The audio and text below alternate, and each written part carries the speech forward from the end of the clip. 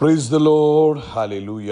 സ്തോത്രം സ്തോത്രം സ്തോത്രം സ്തോത്രം സ്തോത്രം സ്തോത്രം സ്തോത്രം. കർത്താവിൻ്റെ അതിപരിശുദ്ധമായ തിരുനാമം ഈ അനുഗ്രഹിക്കപ്പെട്ട പ്രഭാതത്തിൽ വാഴ്ത്തപ്പെടുമാറാകട്ടെ. പ്രിയപ്പെട്ട ദൈവമക്കളെ, നമുക്ക് ഒരുമിച്ച് 2026 ഓഗസ്റ്റ് മാസം 17 ആമേൻ തിങ്കളാഴ്ച പ്രഭാതത്തിൽ കർത്താവിനെ ആരാധിക്കുവാൻ, കർത്താവിനെ സ്തുതിക്കുവാൻ നമ്മുടെ സ്വർഗീയ പിതാവ് നമുക്ക് ഒരുക്കി തന്നിരിക്കുന്ന നല്ല സമയത്തിനായിട്ട് നമുക്ക് നന്ദിയോടെ സ്തോത്രം ചെയ്യാം.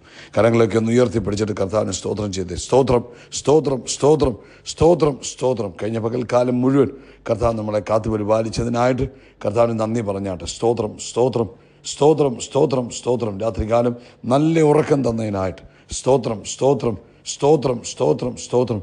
ആരോഗ്യത്തോടെ സൗഖ്യത്തോടെ ഈ പ്രഭാതത്തിൽ നമ്മളെ എഴുന്നേൽപ്പിച്ചതിനായിട്ട് സ്തോത്രം സ്തോത്രം സ്തോത്രം സ്തോത്രം സ്തോത്രം. ഈ പകൽക്കാലം ക്രിസ്തീശുവിൽ നമ്മളെ ജയത്തോടെ നടത്തുന്നത് കർത്താവിന്, സൗഖ്യത്തോടെ നടത്തുന്ന കർത്താവിന്, ആനന്ദത്തോടെ നടത്തുന്ന കർത്താവിന് നന്ദിയോടെ സ്തോത്രം പറഞ്ഞാട്ടെ. സ്തോത്രം സ്തോത്രം സ്തോത്രം സ്തോത്രം സ്തോത്രം. കർത്താവ് നല്ലവനാകുന്നു. കർത്താവിൻ്റെ ദയ ഇന്നും എന്നേക്കുമുള്ളതാകുന്നു. നമ്മുടെ കർത്താവ് കരുണയുള്ളവനാകുന്നു. നമ്മുടെ കർത്താവ് സ്നേഹമുള്ളവനാകുന്നു. നമ്മുടെ കർത്താവ് മനസ്സലിവുള്ളവനാകുന്നു. ആ കർത്താവിൻ്റെ സ്നേഹത്തെ ഓർത്ത്, കരുണയെ ഓർത്ത് സന്തോഷത്തോടെ ഒന്ന് സ്തോത്രം പറഞ്ഞാണ്ട് ഹല്ലേലൂയ. നന്ദി പിതാവേ, നന്ദി പിതാവേ, നന്ദി പിതാവേ, നന്ദി പിതാവേ, നന്ദി പിതാവേ. അങ്ങേക്ക് സ്തോത്രം സ്തോത്രം സ്തോത്രം സ്തോത്രം സ്തോത്രം. ആമേൻ. 7-ാം സങ്കീർത്തനത്തിൻ്റെ 17-ാമത്തെ വാക്യം ഇങ്ങനെ പറയുന്നത്, ഞാൻ യഹോവയെ കർത്താവിൻ്റെ നീതിക്ക് തക്കവണ്ണം സ്തുതിക്കും.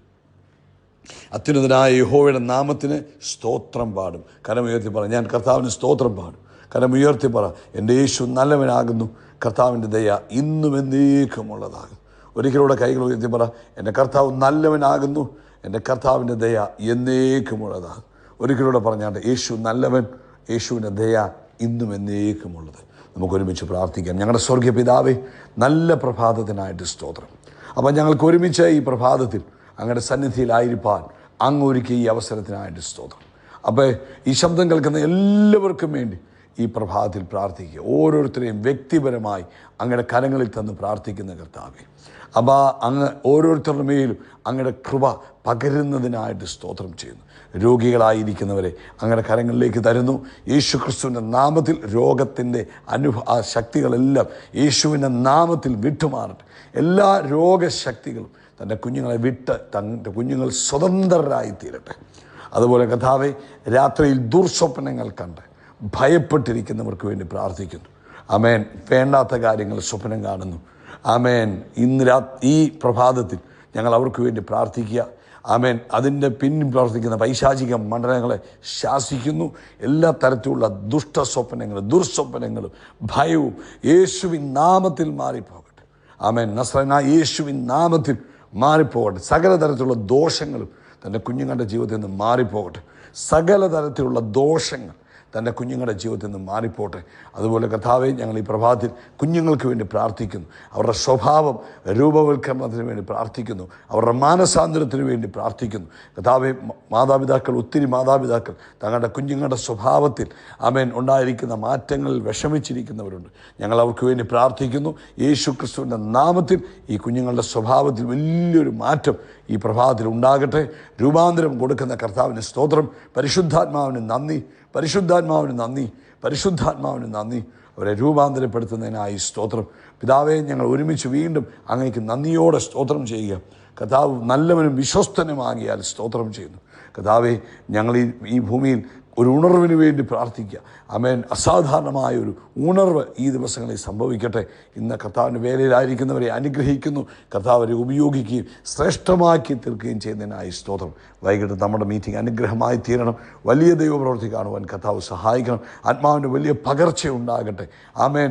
അസാധാരണമായ ആത്മീക അനുഭവങ്ങൾ എല്ലാവർക്കും ഉണ്ടാകണമെന്ന് പ്രാർത്ഥിക്കുന്നു. കർത്താവെ, ഹയർ റിലംസിൽ ജീവിപ്പാൻ കർത്താവ് എല്ലാവരെയും സഹായിക്കുന്നതിനായിട്ട് സ്തോത്രം ചെയ്യുന്നു. പ്രാർത്ഥന കേട്ടതിനായി സ്തോത്രം. യേശു ക്രിസ്തുവിൻ്റെ നാമത്തിൽ തന്നെ. ആമേൻ ആമേൻ ആമേൻ. കർത്താവ് നിങ്ങളെല്ലാവരും ധാരാളമായിട്ട് അനുഗ്രഹിക്കട്ടെ. വലിയ ദൈവകൃപ നിങ്ങളുടെ ജീവിതത്തിൽ നിറയട്ടെ എന്ന് പ്രാർത്ഥിക്കുന്നു.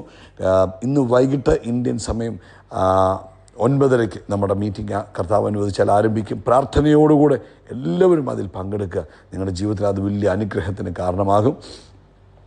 ആരും തന്നെ മീറ്റിംഗ് മിസ് ചെയ്യരുത് എന്ന് സ്നേഹത്തോടെ ഓർപ്പിക്കുക. കർത്താവ് നിങ്ങളെ അനുഗ്രഹിക്കട്ടെ. കർത്താവിൻ്റെ കൃപ നിങ്ങളുടെ ജീവിതത്തിൽ അസാധാരണമായി വർദ്ധിച്ച് വരട്ടെ എന്ന് പ്രത്യേകമായിട്ട് പ്രാർത്ഥിക്കുന്നു. ശ്രദ്ധിച്ചാട്ടെ, നമുക്കൊരുമിച്ച് കർത്താവിൻ്റെ തിരുവെഴുത്തുകളിലൂടെ നമുക്ക് ധ്യാനിക്കാം. തിരുവെഴുത്തുകളെ ധ്യാനിക്കുമ്പോൾ അത് നമ്മുടെ ജീവിതത്തിൽ അനുഗ്രഹമാകും. മത്തായിയുടെ സുവിശേഷം 14-ാം അധ്യായം 14-ാമത്തെ വാക്യം നമുക്ക് വായിക്കാം. യേശു വന്ന് വലിയ പുരുഷാരത്തെ കണ്ട് അവരിൽ മനസ്സലിഞ്ഞു, അവരുടെ രോഗികളെ സൗഖ്യമാക്കി. യേശു വന്ന് വലിയ പുരുഷാരത്തെ കണ്ട് അവരോട് കരുണ തോന്നി, അവരുടെ രോഗികളെ സൗഖ്യമാക്കി. ആമേൻ. ഇന്ന് പ്രഭാതത്തിൽ നമ്മൾ മനസ്സിലാക്കിയിരിക്കേണ്ട ഒരു മനോഹരമായ സത്യമാണ്, നമ്മുടെ കർത്താവ് കരുണയുള്ള ദൈവമാണ്. കരമുയർത്തി പറ, എൻ്റെ കർത്താവ് കരുണയുള്ളവനാണ്. 2-3 പ്രാവശ്യം പറഞ്ഞിട്ട്, എൻ്റെ കർത്താവ് കരുണയുള്ളവനാണ്.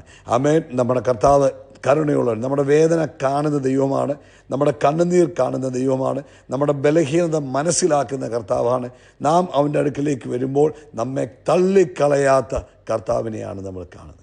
യേശുവിൻ്റെ ഹൃദയത്തിൽ കരുണയുണ്ട്. മത്തായിയുടെ സുവിശേഷം 14:14 പറയുക, യേശു പുരുഷാരത്തെ കണ്ടപ്പോൾ ആദ്യം കണ്ടത് അവരുടെ പ്രശ്നങ്ങളല്ല, അവരുടെ ആവശ്യങ്ങളാണ്. അവനവരെ കണ്ടു, അവരുടെ അവസ്ഥ മനസ്സിലാക്കി, അവരോട് കരുണ തോന്നി, പിന്നെ എന്ത് ചെയ്തു? അവരുടെ രോഗികളെ സൗഖ്യമാക്കി. ഇതാണ് കർത്താവിൻ്റെ സ്വഭാവം. കരുണയുണ്ടാകും. ആ കരുണയുടെ ഭാഗമായിട്ട് അവൻ വിഷയങ്ങളിൽ ഇടപെടൽ സൗഖ്യവും യഥാസ്ഥാപനവും പുനഃസ്ഥാപനങ്ങളും ഒക്കെ കർത്താവ് ചെയ്യും. യേശുവിൻ്റെ സ്വഭാവം പിതാവിൻ്റെ സ്വഭാവത്തെയാണ് നമുക്ക് വെളിപ്പെടുത്തി തരുന്നത്. യേശു പറഞ്ഞത് യോഹന്നാൻ 14:9 പറഞ്ഞു, എന്നെ കണ്ടവൻ എൻ്റെ പിതാവിനെ കണ്ടിരിക്കുന്നത്. അപ്പോൾ അതുകൊണ്ട് യേശുവിൻ്റെ കരുണ കാണുമ്പോൾ നാം പിതാവിൻ്റെ ഹൃദയമാണ് ഇവിടെ മനസ്സിലാക്കുന്നത്. പിതാവ് ദൂരെ ഇരുന്ന് നമ്മുടെ വേദന നോക്കുന്നവനല്ല, അവൻ അടുത്തു വരുന്ന പിതാവാണ്. അവൻ നഷ്ടപ്പെട്ട മകൻ തിരികെ വന്നപ്പോൾ പിതാവ് അവനെ സ്വീകരിച്ചു.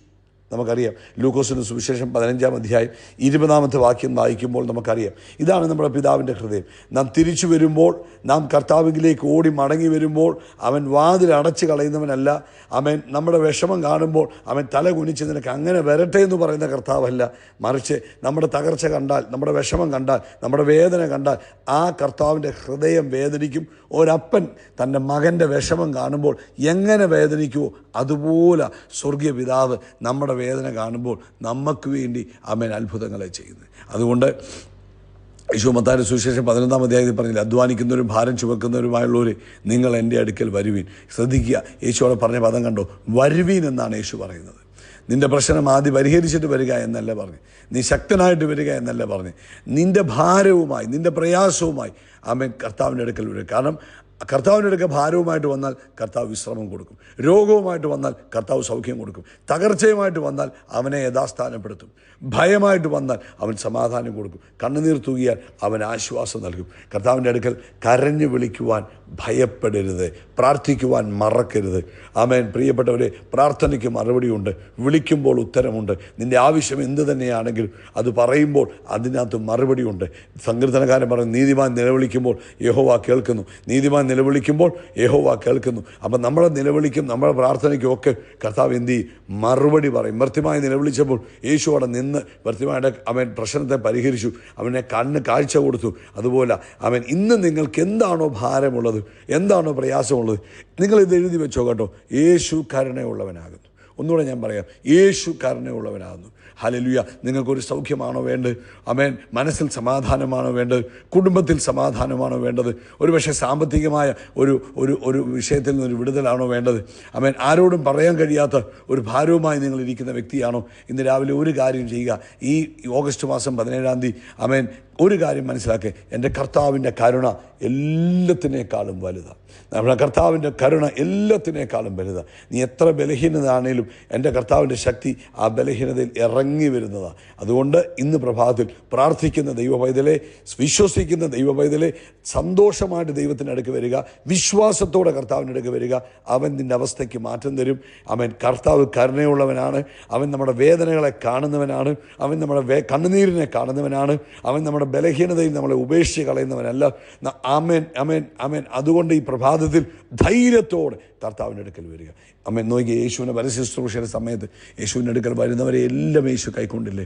അമ്മേൻ. അത് നമ്മളെ കാണിച്ചു തരിക യേശുവിൻ്റെ സ്വഭാവത്തെ. അവരുടെ വിഷയങ്ങളെ പരിഹരിച്ചില്ലേ? അവരുടെ വേദനകളെ മാറ്റിക്കൊടുത്തില്ലേ? അവരോട് കൃപ കാണിച്ചില്ലേ? അങ്ങനെയെങ്കിൽ ഇന്ന് പ്രഭാതത്തിൽ ഈ സന്ദേശം കേൾക്കുന്ന ദൈവവേദലെ, മാതാവേ, പിതാവേ, കുഞ്ഞെ, നിങ്ങളുടെ വിഷയം എന്ത് തന്നെയാണെങ്കിൽ ധൈര്യമായിട്ട് കരുണയുള്ള യേശുവിൻ്റെ അടുക്കിലേക്ക് വരിക. കമ്പാഷൻ കർത്താവിൻ്റെ ഒരു നേച്ചറാണ്. അതുകൊണ്ട് നിശ്ചയമായിട്ടും അവന് കരുണ തോന്നും. അവൻ ഇന്ന് പകൽക്കാലം നിങ്ങളെ വിടുവിക്കും. പിതാവേ, ഞങ്ങൾ ഒരുമിച്ച് നന്ദി പറയുന്നു. അങ്ങയുടെ ആ കരുണ ഉള്ള ആ മനസ്സിനായിട്ട് ഞങ്ങൾ സ്തോത്രം ചെയ്യുന്നു. അങ്ങയുടെ സ്വഭാവത്തെ ഈ പ്രഭാതത്തിൽ ഒന്നുകൂടെ മനസ്സിലാക്കുവാൻ, അങ്ങയെ കൂടുതൽ വിശ്വസിക്കുവാൻ, അങ്ങയുടെ അടുക്കിലേക്ക് കൂടുതൽ അടുത്ത് വരുവാൻ ഞങ്ങൾക്കിടയാക്കിയതിനായി സ്തോത്രം. ഇന്ന് ഈ സന്ദേശം കേട്ട കുഞ്ഞുങ്ങളെ അനുഗ്രഹിക്കുന്നു. ഇവരുടെ വിഷയങ്ങളിൽ ഇന്ന് അങ്ങ് കരുണ തോന്നി അവരോട് മറുപടി അയച്ച് അവരെ അനുഗ്രഹിച്ചിരിക്കുന്നതിനായി സ്തോത്രം. അവരുടെ ആവശ്യങ്ങളിൽ കർത്താവ് ഇന്ന് ഇടപെട്ടിരിക്കുന്നതിനായിട്ട് സ്തോത്രം. അങ്ങ് കരുണയുള്ളവനാകിയാൽ നന്ദി. യേശു ക്രിസ്തുവിൻ നാമത്തിൽ തന്നെ. ആമേൻ, ആമേൻ, ആമേൻ. കർത്താവ് നിങ്ങളെ ധാരാളമായിട്ട് അനുഗ്രഹിക്കട്ടെ. കർത്താവിൻ്റെ കൃപയും സമാധാനവും നിങ്ങളുടെ കൂടെ ഇരിക്കുമാറാകട്ടെ. കരങ്ങൾ ഉയർത്തി പറ, കർത്താവിൻ്റെ തലയെ എണ്ണ കൊണ്ട് അഭിഷേകം ചെയ്യും. എൻ്റെ പാനപാത്രം നിറഞ്ഞു കവിയും. നന്മയും കരുണയും എൻ്റെ ആയുഷ്കാലമൊക്കെയും എന്നെ പിന്തുടരും. നമ്മൾ ആകാശത്തിലെ നക്ഷത്രങ്ങൾ പോലെ, കടൽക്കരയിലെ മണൽത്തരി പോലെ അത്യന്തം വർദ്ധിച്ചു പെരുകും. We are blessed. We are really blessed. We are permanently blessed and highly favored. God bless you. God bless you. God bless you.